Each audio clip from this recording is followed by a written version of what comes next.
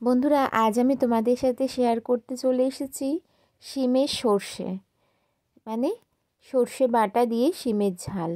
তো চলো এই রেসিপিটা আমি কিভাবে বানিয়েছি তোমরা আমার সঙ্গে থেকে দেখে নাও।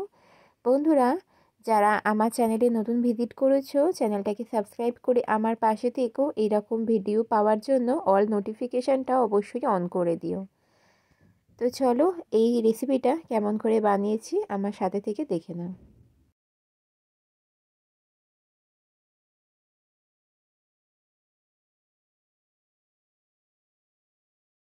প্রথমে আমি সিমগুলোর সুতোগুলো ভালো করে ছাড়িয়ে নিয়েছি আর গরম কড়াইয়ে জল দিয়ে একটু আমি সিমটা ভাপিয়ে নেব। আর দেখো, কয়েক মিনিট পরে ভাপিয়ে আমি ফিরে এসেছি। সিমগুলো কিন্তু খুব সুন্দরভাবে ভাপানো হয়ে গেছে।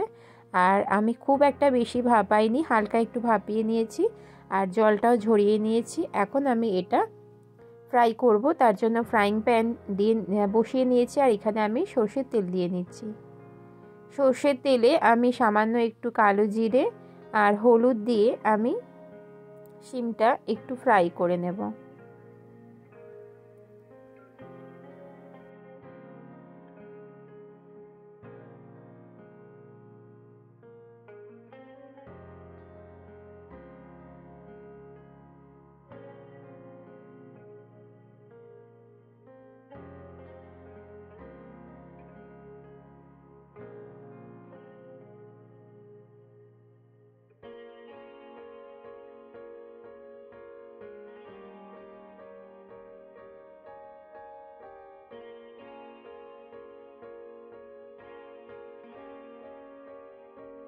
শিমটা আমি একটু নাড়াচাড়া করে নিয়েছি আর এখন আমি এর মধ্যে সামান্য একটু লবণ দিয়ে নেব।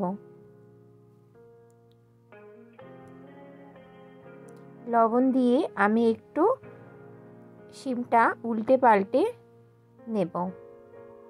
যেদিকটা ফ্রাই হয়ে গেছে অপোজিটটা আমি উল্টে দিচ্ছি।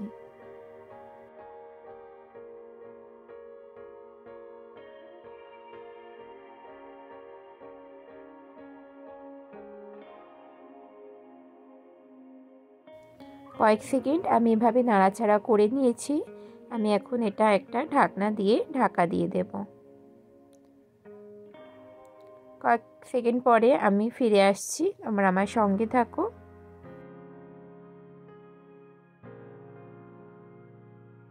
তো আমি এখানে শিম দিয়ে সর্ষে বাটা দিয়ে শিমের ঝাল করছি, তো সেই জন্য আমি এখানে সর্ষে, কাঁচা লঙ্কা, লবণ আর একটু টমেটো মিক্সি করে নিয়েছি।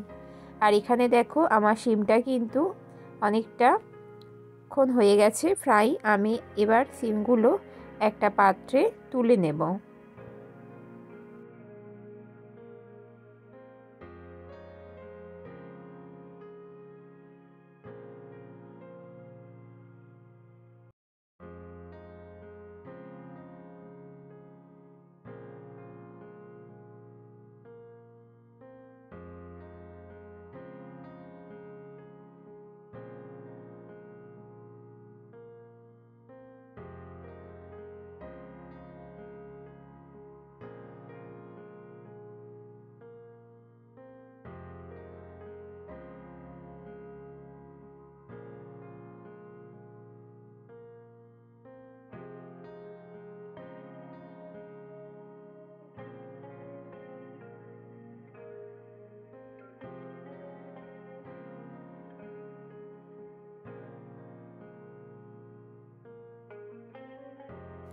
শিমগুলো তুলে নিয়েছি।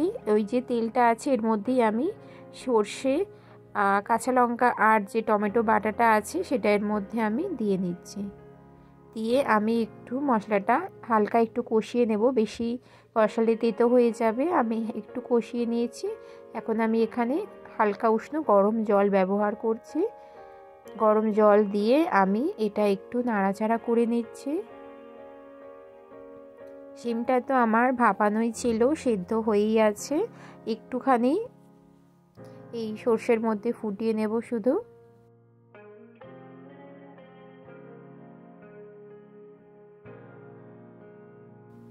অনেকক্ষণ ধরে আমি সর্ষের বাটাটা একদম জলটা দিয়ে নিয়েছি। এখন আমি একটু পরিমাণ মিষ্টির জন্য একটা বাতাসা আমি এখানে ব্যবহার করলাম। তোমরা চাইলে স্কিপ করতে পারো। তো বাতাসাটা দিয়ে আমি একটু নাড়াচাড়া করে নিচ্ছি, আর এটা একটু ফোটা পর্যন্ত আমি একটু অপেক্ষা করব।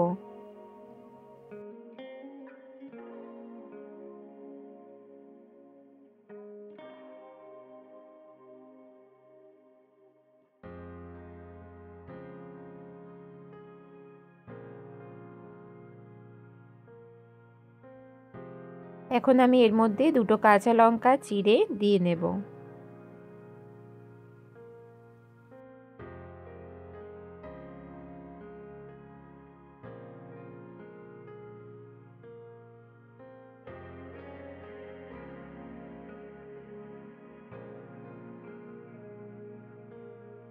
আমার এটা অনেকক্ষণ একটু ফুটে গেছে। এখন আমি যে সিমগুলো ভেজে রেখেছিলাম এর মধ্যে দিয়ে একটু নাড়াচাড়া করে উল্টে পাল্টে নেব।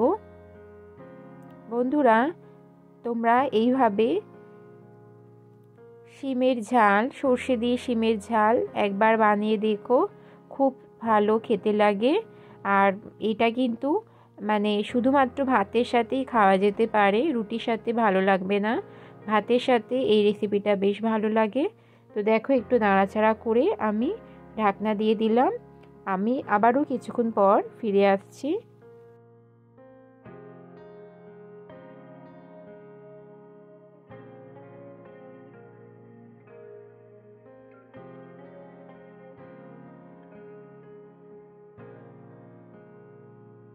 তো দেখো, কয়েক সেকেন্ড পর আমি ফিরে এসেছি।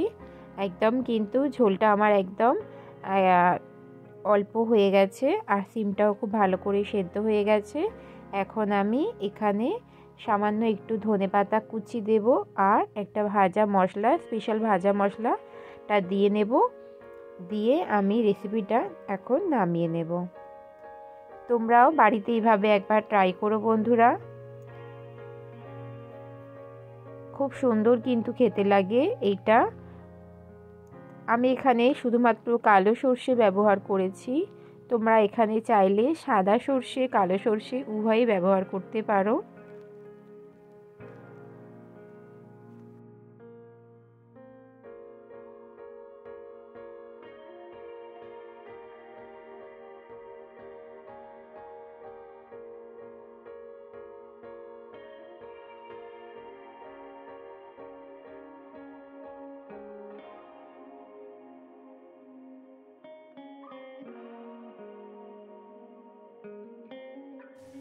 দেখতেই পাচ্ছ বন্ধুরা, সর্ষে দিয়ে শিমের ঝাল আমার একদম রেডি হয়ে গেছে।